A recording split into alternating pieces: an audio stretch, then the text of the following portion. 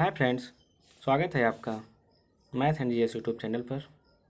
आज हम सिंधु सभ्यता या इसे ही हड़प्पा सभ्यता या इसे ही हम आद्य ऐतिहासिक काल के भी नाम से जानते हैं और साथ ही साथ इसे कांस्य युगीन सभ्यता भी कहा जाता है। इसका महत्वपूर्ण प्रश्नों को देखते हैं कि कैसे एग्जाम में पूछा जाता है और यह हर एक एग्ज़ाम में आता है, वो चाहे एग्ज़ाम एनडीए का हो, सीडीएस का हो, यूपी पुलिस का हो या फिर कोई भी एग्ज़ाम हो, एयरफोर्स का हो, नेवी का हो, हर एक एग्ज़ाम में पूछा जाता है जो कि बहुत महत्वपूर्ण है। तो आइए हम देखते हैं कैसे क्वेश्चन पूछे जाते हैं, उनका आंसर क्या होगा। तो हम पहले क्वेश्चन पे चलते हैं। हमारा पहला क्वेश्चन है, मिलान करें सूची 1 को सूची 2 से। सूची 1 में जो दिया गया है, जो सभ्यता में हड़प्पा सभ्यता में शहर खोजे गए थे उनके नाम, और सूची 2 में दिया गया है वो कहाँ स्थित है। इसमें कुल 13 दिए गए हैं। अगर मैं सबका एक साथ लगा दूंगा तो आपको भी नहीं समझ में आएगा, इसलिए मैं एक एक का लगाता हूँ, आप देखते चलिए। हमारा पहला हो जाएगा, पहला है हड़प्पा। हड़प्पा कहाँ पड़ता है? हड़प्पा हमारे पास मोंटगोमरी, पंजाब, पाकिस्तान, जो कि 13 नंबर पे है, वहाँ पड़ता है। हम इसे हटा देते हैं जिससे आपको समझने में आसानी हो। दूसरा है मोहनजोदड़ो। मोहनजोदड़ो जो है हमारे पास लरकाना सिंध प्रांत पाकिस्तान में पड़ता है, जो कि 12 नंबर पे है। आप इसे देखते जाइएगा, ये बहुत ही महत्वपूर्ण है, जो कि पूछ लिए जाते हैं कि क्या नगर कहाँ पास है। चलिए आगे देखते हैं। कालीबंगा। कालीबंगा हमारे भारत में पड़ता है, जो कि राजस्थान हनुमानगढ़ में है।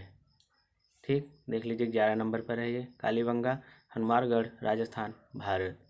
चलिए आगे चलते हैं। धौलावीरा। धौलावीरा कहाँ पास पड़ता है?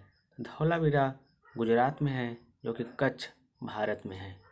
कच्छ, गुजरात, भारत। चलिए आगे देखते हैं। आगे है चन्हू दड़ो। चन्हू दड़ो, चन्हू दड़ो पाकिस्तान में पड़ता है, जो कि सिंध प्रांत में है। कहाँ पास है चन्हू दड़ो? सिंध प्रांत, पाकिस्तान। अगला देखते हैं लोथल। लोथल जो है गुजरात में है, अहमदाबाद जिला में है। ठीक, ध्यान से देखिएगा, लोथल अहमदाबाद जिला, गुजरात। आगे चलते हैं। कोट दीजी। कोट दीजी जो है पाकिस्तान में पड़ता है, कहाँ पड़ता है? सिंध प्रांत का खैरपुर स्थान पाकिस्तान में है। ठीक, देखिएगा आप ध्यान से। आगे चलते हैं। अगला है बनवाली। बनवाली हमारे पास जो कि हरियाणा में है, हरियाणा जो कि भारत में है। बनवाली कहाँ हो जाएगा? हिसार जिला, हरियाणा, भारत। ठीक, आगे देखते हैं आगे क्या है। रोपड़। रोपड़ कहाँ पास पड़ता है? रोपड़ हमारे पास पंजाब में पड़ता है, जो कि पंजाब, ये भारत वाला पंजाब है। रोपड़ जिला, पंजाब, भारत। आगे है, अगला है रंगपुर। रंगपुर कहाँ पड़ता है? रंगपुर कठियावाड़, गुजरात में पड़ता है। कहाँ पास? कठियावाड़, गुजरात में पड़ता है। अगला देखते हैं। अगला है आलमगीरपुर। आलमगीरपुर जो है उत्तर प्रदेश में पड़ता है, लेकिन उत्तर प्रदेश में कहाँ पास पड़ता है ये अगर देखने की बात हो जाएगी तो मेरठ जिला, उत्तर प्रदेश में है। कहाँ है आलमगीर? कहाँ है? मेरठ जिला, उत्तर प्रदेश। आगे देखते हैं। अगला है सुतका गेंडोर। सुतका गेंडोर जो है हमारे पास कहाँ पास पड़ेगा? सुतका गेंडोर मकराना में, समुद्र तट के किनारे, पाकिस्तान में है। सुतका गेंडोर कहाँ है? मकराना में, समुद्र तट के किनारे, पाकिस्तान में। अगला है सुतका कोह। सुतका कोह जो है हमारे पास मरकाना के समुद्र तट पर, पाकिस्तान में पड़ता है। तो ये आपको 13 के 13 का मिलान हम करा दिए हैं। इसे आसान, बहुत ही केयरफुल होकर पढ़िएगा, नहीं तो एक भी गलत होगा तो आप जानते हैं कि सब ऊपर नीचे हो जाएगा। ठीक है, हम आगे चलते हैं। हमारा अगला क्वेश्चन क्या है? अगला भी क्वेश्चन जो है मिलान करने के लिए दिया गया है। इधर सूची 1 में, सूची 1 में जो है शहरों के नाम दिए गए हैं, जो कि आद्य ऐतिहासिक काल में हमें मिले थे। और सूची 2 में नदियों के नाम दिए गए हैं कि नगर जो हैं किस नदी के किनारे स्थित है। ताकि हम एक एक करके देखते हैं कौन किस नदी के किनारे स्थित है। तो पहला है हड़प्पा। हड़प्पा किस नदी के किनारे पड़ता है? हड़प्पा जो है रावी नदी के किनारे पड़ता है। हड़प्पा कहाँ हो जाएगा? रावी नदी। ठीक, चलिए इसे देख लीजिएगा आप लोग। अगला है मोहनजोदड़ो। मोहनजोदड़ो जो कि है सिंधु नदी के किनारे पड़ता है। कहाँ पड़ता है? सिंधु नदी के किनारे पड़ता है। मोहनजोदड़ो हो जाएगा सिंधु नदी। अगला है कालीबंगा। कालीबंगा कहाँ पास पड़ता है? कालीबंगा घग्घर नदी के किनारे पड़ता है। कहाँ पास? घग्घर नदी के किनारे पड़ता है। अगला है धौलावीरा। धौलावीरा अभी मैंने बताया था, धौलावीरा गुजरात में है। तो ये कौन सी नदी के किनारे पड़ता है? धौलावीरा भी घग्घर नदी के किनारे पड़ता है। देखिए दो घग्घर है, तो आप चाहे धौलावीरा को इस वाले घग्घर पे लगा दीजिए या इस पे लगा दीजिए, या तो कालीबंगा को इस पे इस घग्घर पे लगा दीजिए या इस घग्घर पे लगा दीजिए, कोई दिक्कत नहीं है। अगला है चन्हूदड़ो। चन्हूदड़ो किस नदी के किनारे पड़ता है? तो चन्हूदड़ो हमारे पास है सिंधु नदी के किनारे। कहाँ है? सिंधु नदी के किनारे। चलिए अगला देखते हैं लोथल। लोथल जो कि गुजरात में पड़ता है और यह भोगवा नदी के किनारे पड़ता है। कहाँ पड़ता है? भोगवा नदी के किनारे। अगला देखते हैं कोट दीजी। कोट दीजी कहाँ पास पड़ता है? कोट दीजी हमारे पास सिंधु नदी में, सिंधु नदी के पास है। अगला है बनवाली। बनवाली कहाँ पास पड़ता है? बनवाली किस राज्य में है? बनवाली हरियाणा राज्य में है।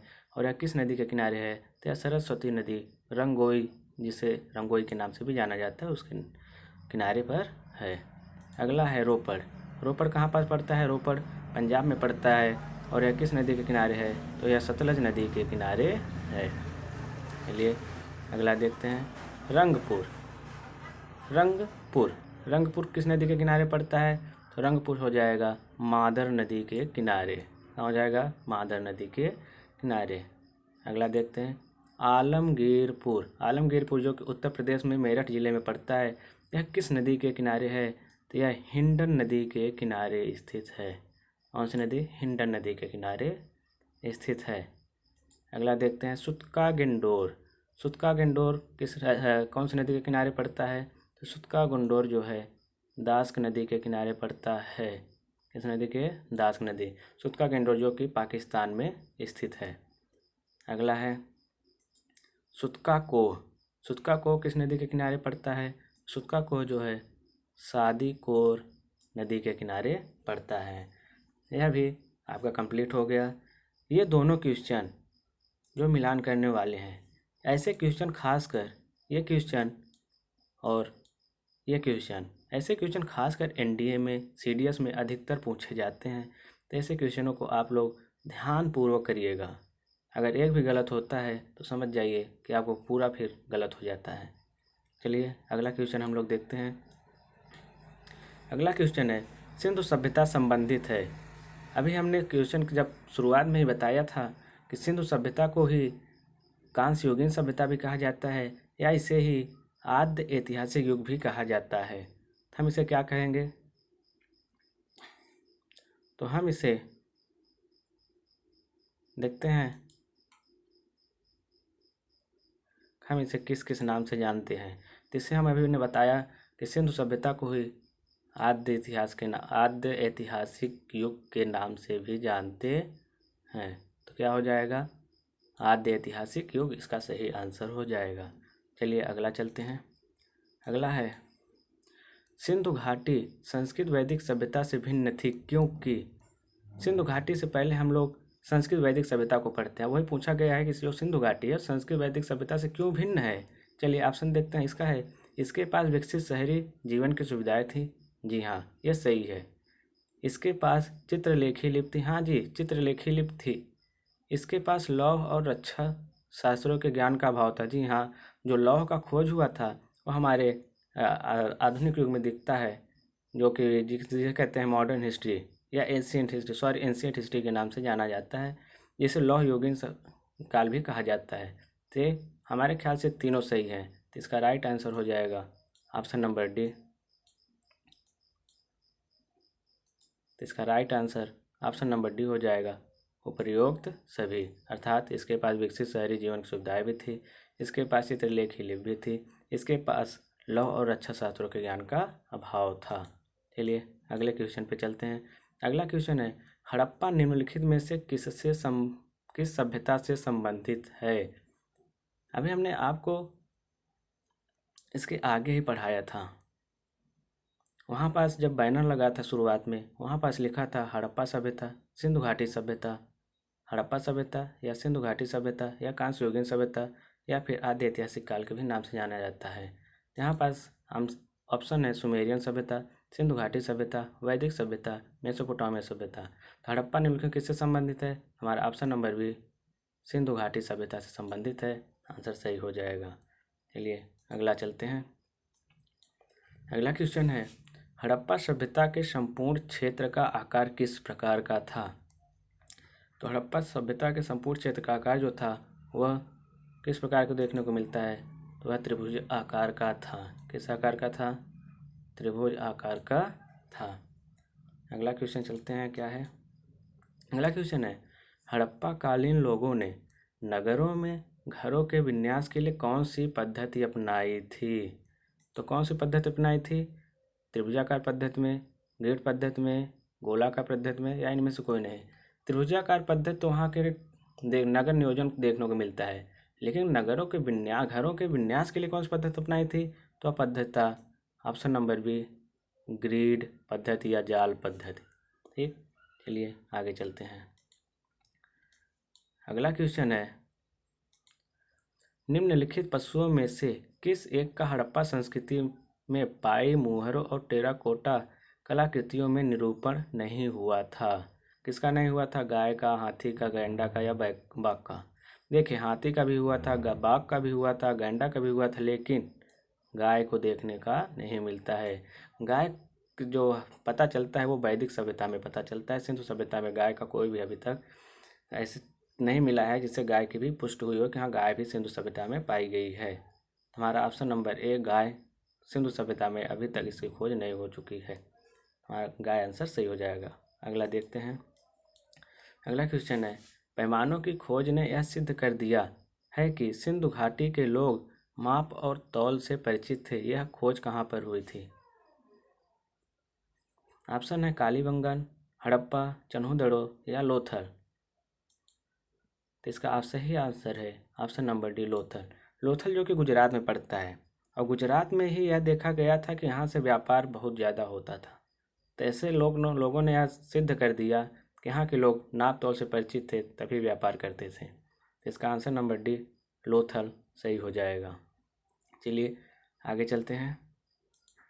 अगला क्वेश्चन है, वस्त्रों के लिए कपास की खेती का आरंभ सबसे पहले किया गया था। सबसे पहले कपास खेती कहाँ हुआ था? तो कपास खेती सबसे पहले भारत में शुरू हुई थी। कहाँ पास? भारत में शुरू हुई थी, जो कि सिंधु सभ्यता से शुरू हो गई थी। अगला क्वेश्चन है, देखिए इस टाइप के क्वेश्चन, मैक्सिमम क्वेश्चन इस टाइप के एनडीए और सीडीएस में पूछे जाते हैं। कथन है, मोहनजोदड़ो तथा हड़प्पा नगर अब विलुप्त हो गए हैं। वह खुदाई के दौरान प्रकट हुए थे। जी हाँ, जब उन्हें खुदाई कर रहे थे तभी वह प्राप्त हुए थे। मोहनजोदड़ो तथा नगर अब विलुप्त हो गए हैं। तो प्रयोग संदर्भ कौन सा एक सही है? ए और आर दोनों सही है तथा आर सही स्पष्टीकरण है। ए और आर दोनों सही है किंतु आर सही स्पष्टीकरण नहीं है। ए सही है परंतु आर गलत है, ए गलत है किंतु आर सही है। तो इसमें कौन सा आंसर सही हो जाएगा? मोहनजोदड़ो तथा हड़प्पा नगर अब विलुप्त हो गए हैं। जी हाँ, विलुप्त तो हो ही गए हैं। वह खुदाई के दौरान प्रकट हुए थे। जी हाँ, ये भी सही है। ये तो दोनों तो सही हैं, लेकिन जो बी है ये सही स्पष्टीकरण इसका नहीं है, इसलिए हमारा आंसर नंबर क्या हो जाएगा? बी सही हो जाएगा। ए तथा आर दोनों सही हैं परंतु आर सही स्पष्टीकरण नहीं है। अगला क्वेश्चन, हाथी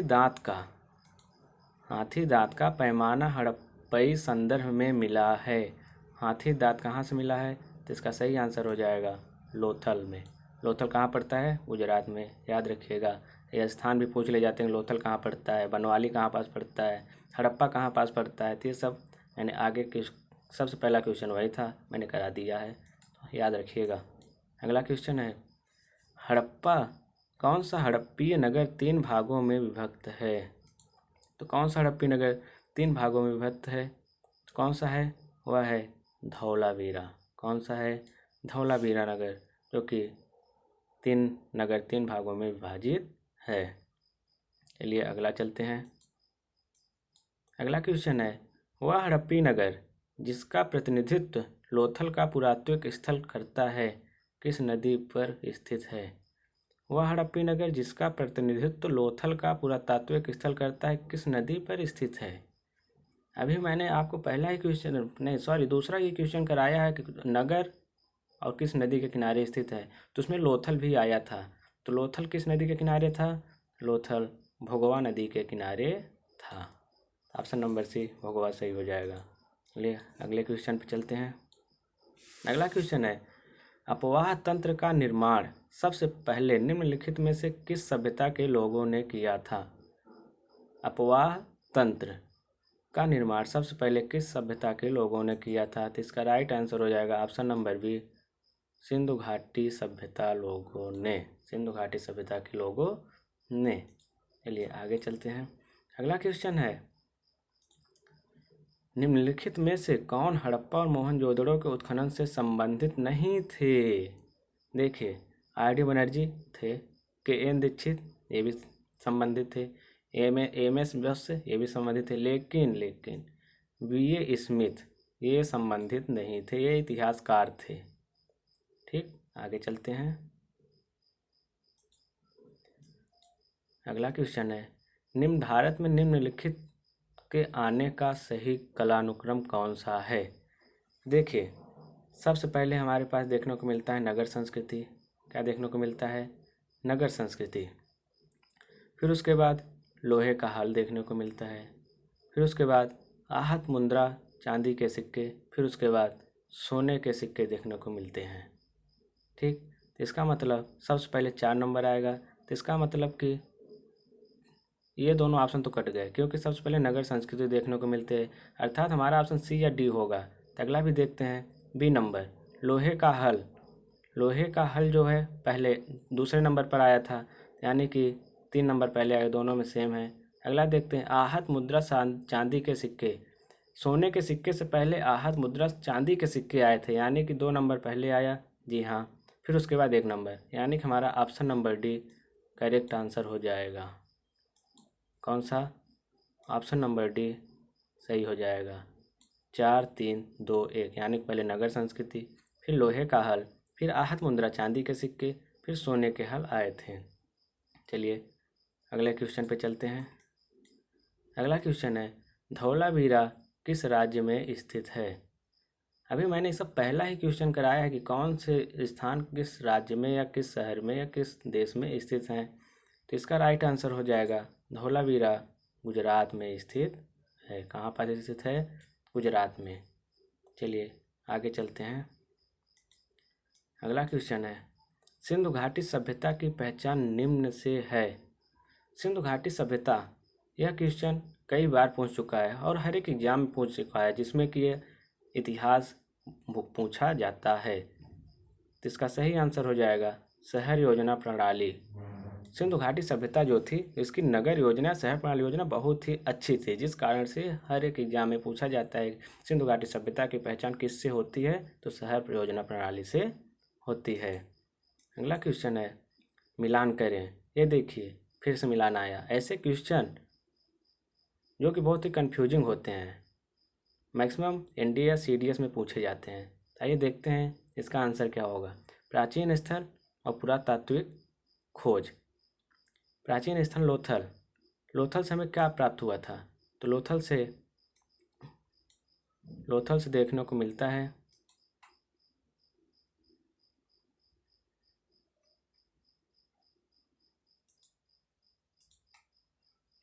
सॉरी लोथल। तो लोथल से देखने को क्या मिलता है? लोथल से सॉरी एक बार चेंज कर लेते हैं इसे।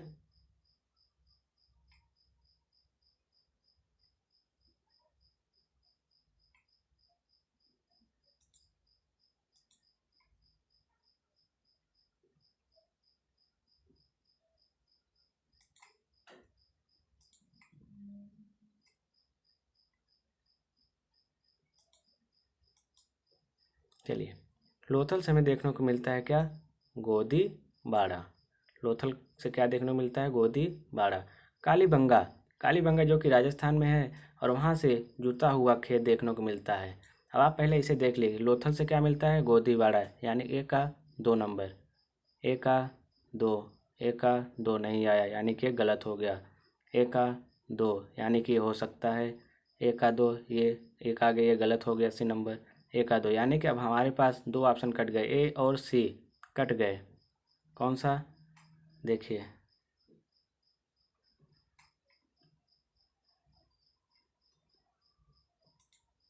हमारे पास तो ये ए ऑप्शन और सी ऑप्शन कट गए, तो हमारे पास बचा है ऑप्शन नंबर बी और ऑप्शन डी।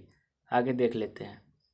कालीबंगा, कालीबंगा से क्या मिलता है? जूता हुआ खेत। तो कालीबंगा 2 नंबर पर है, यानी कि बी का फर्स्ट आना चाहिए। बी का फर्स्ट इसमें भी आ रहा है, बी का फर्स्ट इसमें भी आ रहा है, यानी अभी तक सब कुछ सही है। तो अगला देखते हैं धौलावीरा। धौलावीरा से क्या देखने को मिलता है? धौलावीरा से देखने को मिलता है हड़प्पन लिपि के बड़े आकार के 10 चिन्हों वाला एक शिलालेख, यानी कि सी का 4 नंबर। सी का 4, सी का 4 इसमें मिल गया, लेकिन डी में 3 मिला है। डी का सी का 3 आया, जो कि गलत हो गया, यानी कि ऑप्शन नंबर डी गलत हो गया और ऑप्शन नंबर बी सही हो गया। और बनवाली से क्या देखने को मिलता है? तो बनवाली से हो जाएगा पक्की मिट्टी की बनी हुई हल्की प्रतिकृति। अगर हम एक बार इसे हटाकर आपको बताना चाहें, देखिएगा,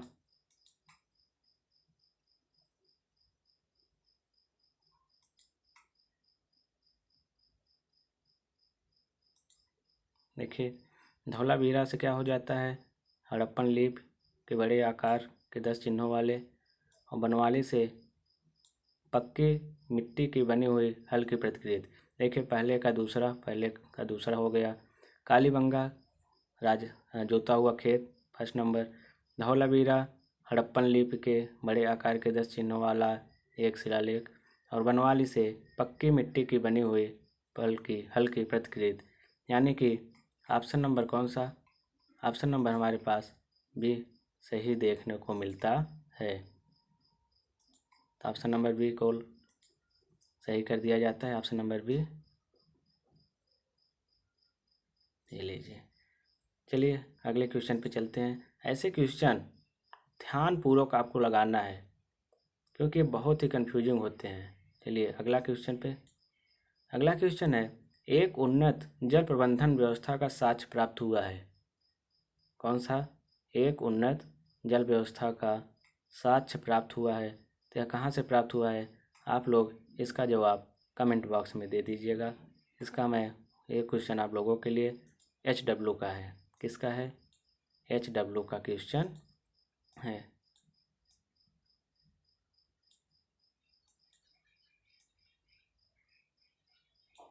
ये आप लोगों के लिए HW का क्वेश्चन है।